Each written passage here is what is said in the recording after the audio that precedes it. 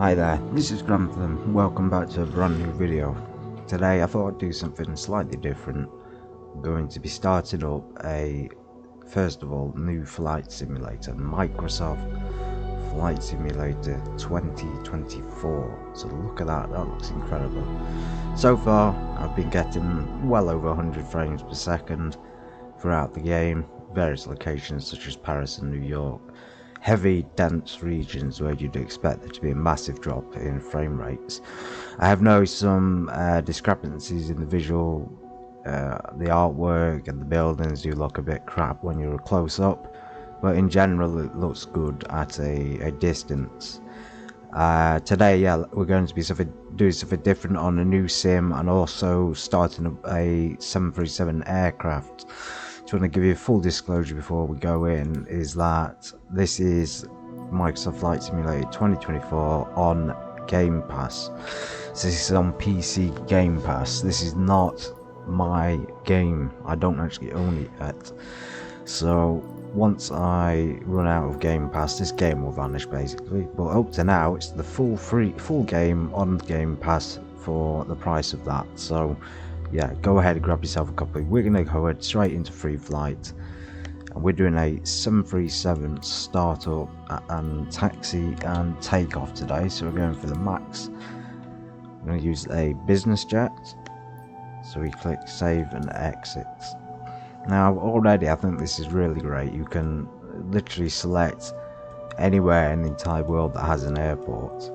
And even if there's no airport, you can simply select to fly there, which is great. So Microsoft, I'm really impressed with the game so far, but there are some issues with the physics. We'll get right into this. We're going to choose something interesting. We're going to go into Europe and we're going to choose a very, very busy place.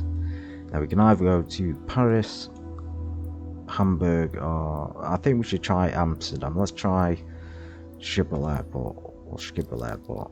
So we set that as departure. As you see up here, Echo Hotel Alpha Mike comes up as departure, and the arrival we don't need. We are going to set real conditions, so flight conditions live. Now I found this interesting feature. The air traffic, you can actually choose to incorporate real world traffic. So this live traffic that you see ticked off is real world traffic, and that's going to be based on, I'm assuming, real aircraft that are flying in and out of their airport all the time. Since Schiphol's a really busy airport, we might be, yeah, it should basically reflect the real world. So we'll click that, and we're going to click off on multiplayer. That seems to be the setting it's already at. Okay, so we're ready to fly. We click control start.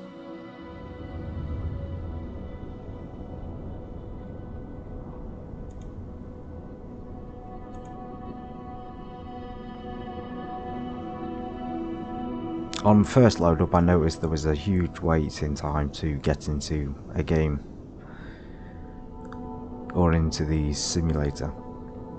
But once I was in it, it was relatively easy to understand the controls.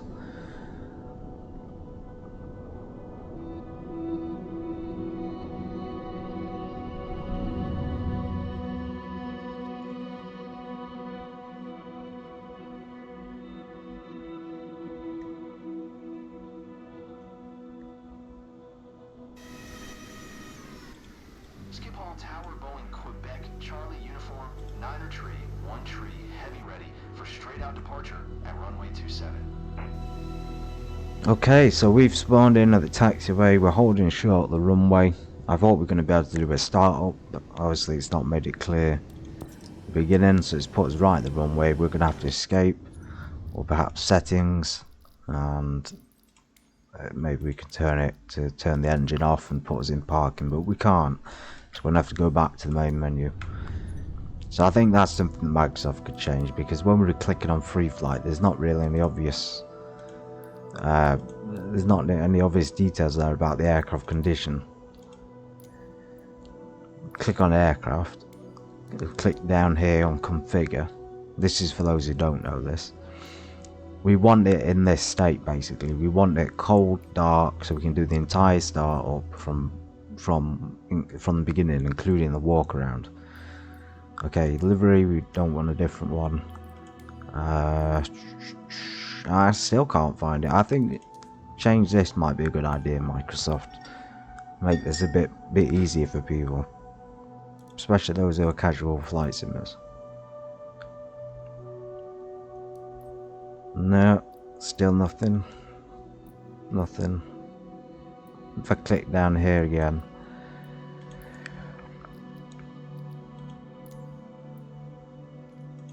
if we just no, it's kind of a little bit frustrating at this point. If we put it onto parking, will that do it, or is that not going to do it? So much to learn on the new simulator, and one of them is how to navigate the menus. Maybe I'm just blind, like fuel and payload. Right, so I've selected gate. Let's see if it's just going to spawn as we move our engines on, because that would be completely unrealistic, wouldn't it? The graphics not too great here. I have to say, close up, the game looks just awful. Awful when you load down.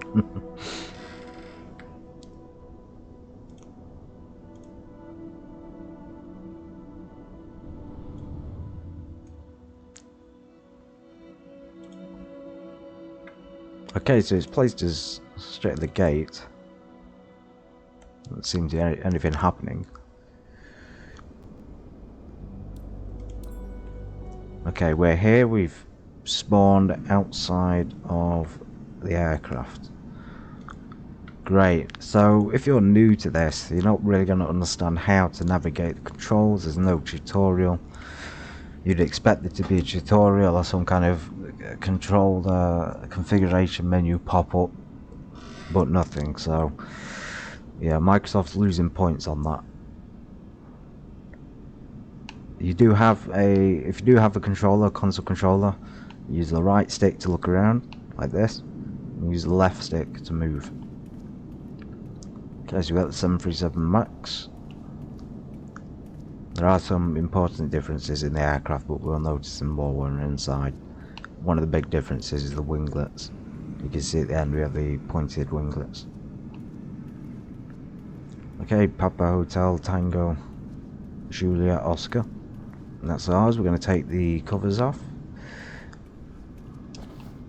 Usually a pilot wouldn't really do this. I mean, it'd probably be someone who's working in the ramp. We're going to take the wheel chocks. Even if it's the first flight of the day, I can't imagine a pilot taking all this stuff off a Boeing 737.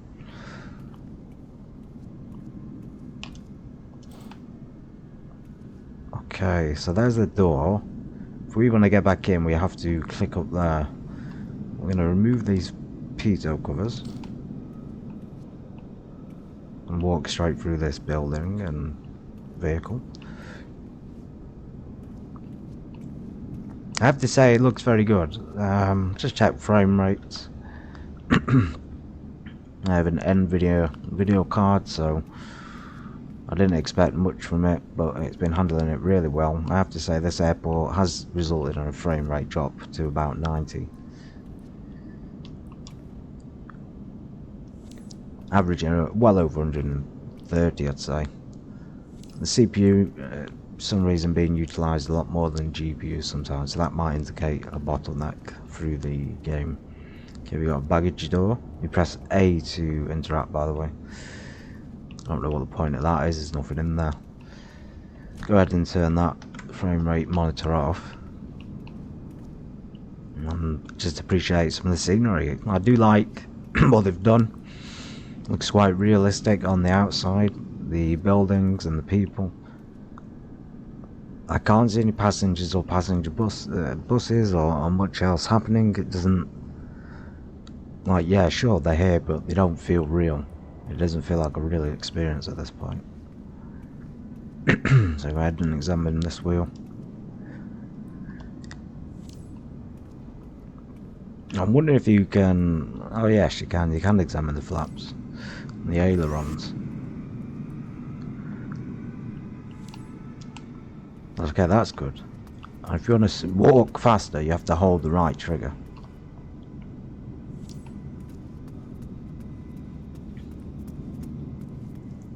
I think this is going to take a while. This would, if you're in like an online stream and this thing, it might take you half an hour just to get going. Check this, didn't we?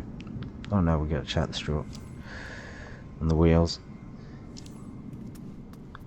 And that should be good. We're good to go. And click up here on the door. Let's have a look around the cabin. No, so Microsoft just stuck me straight into the cockpit using the scroll wheel to zoom out. Okay, looks nice. This is more, like I said, there's different to the 737-800.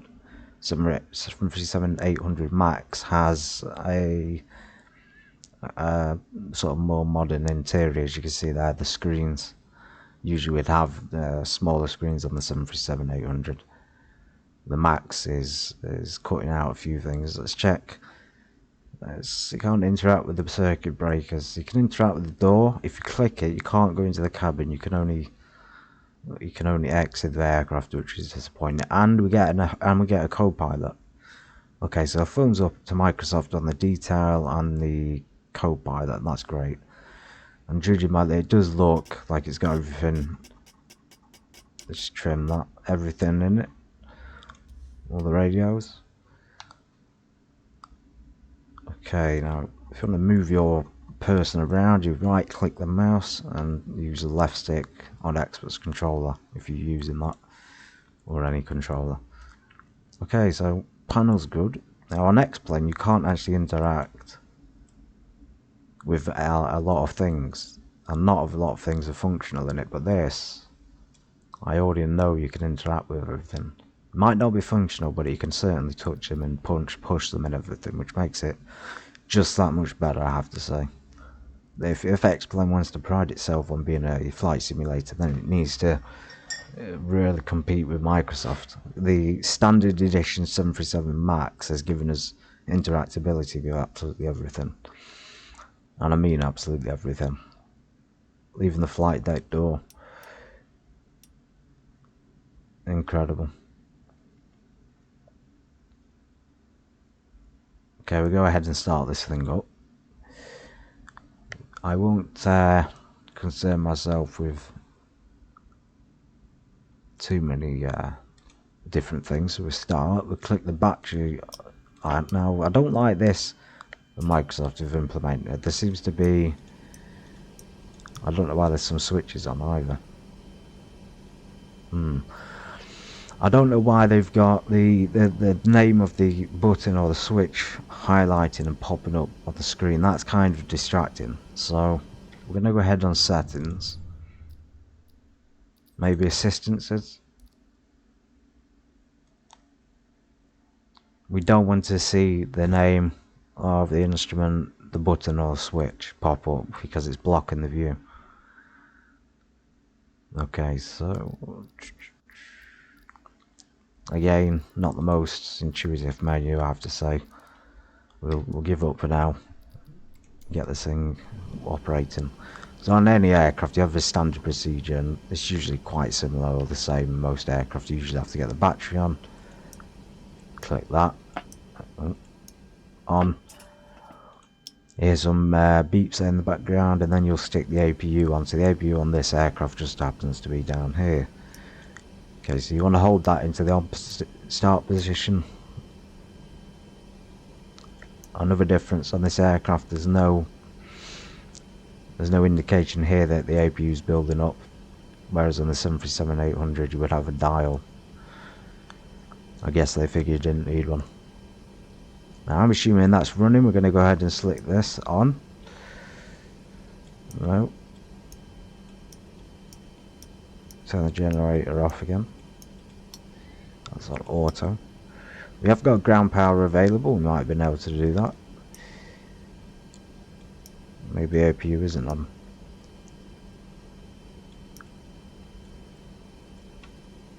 Okay, can't zoom out anymore. Turn the brightness up so you can see it. There we go. We got standby power, yeah. Got emergency power on. Let's find that.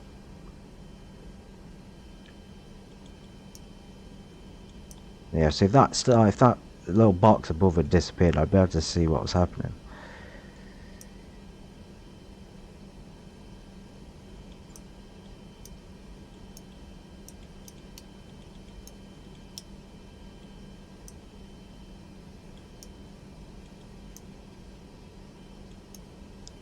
Kind of annoying.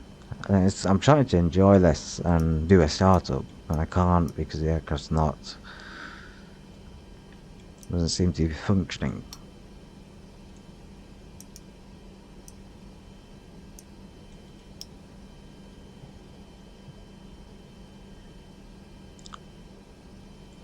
Click the APU and we'll click it off. And we click it on. Oh my goodness. Oh dear, dear, dear. APU bleed on.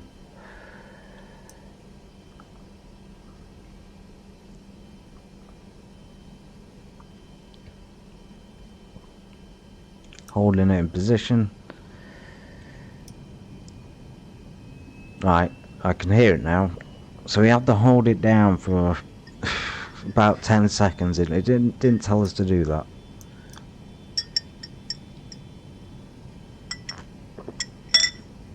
Looks nice. It does have a really weird look to it though, a almost cartoonish look.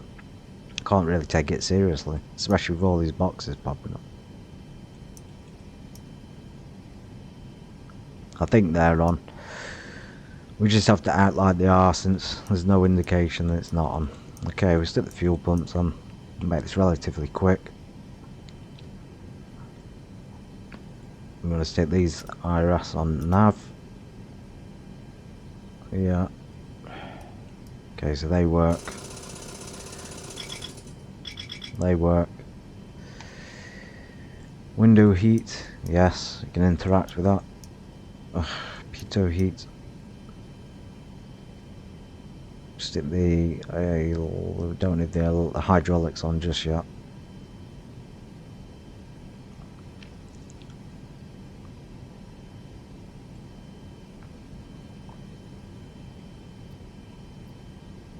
Oh my. And when you hover up there, there's another menu I didn't even realise it was there.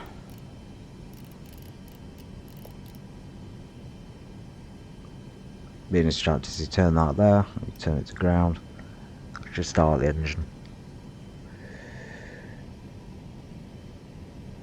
You see the left engine is spooling and internal gas temperature will start to rise.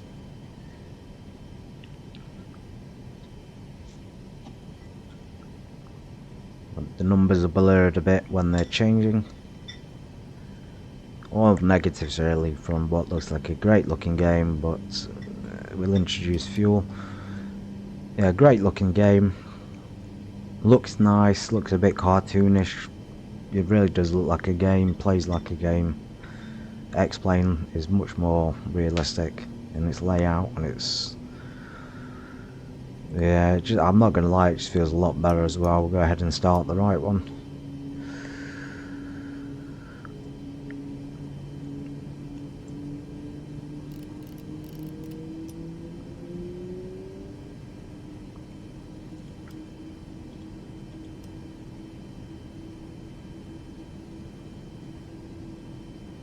Okay, so we have engine to the left, power to the right engine there. Don't have any controls just yet.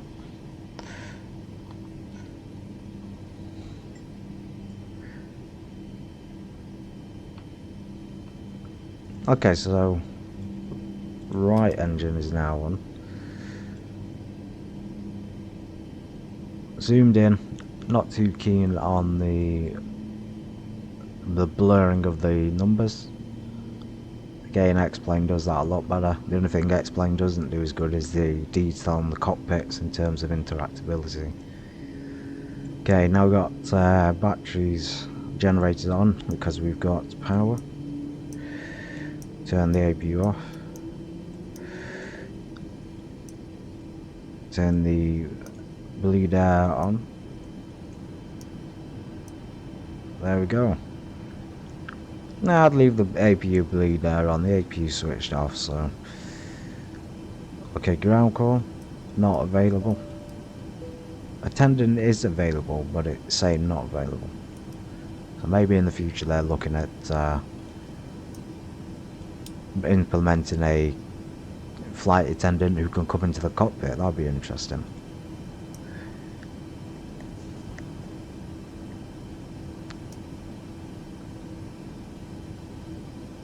I think that's about it on the startup process. That seems relatively easy. There are a lot of downsides and frustrations playing. That would stick our hydraulics on. But I think overall it looks pretty good. So yeah, I hope this brief startup procedure was useful. Let me know what you think of the game. Thank you very much.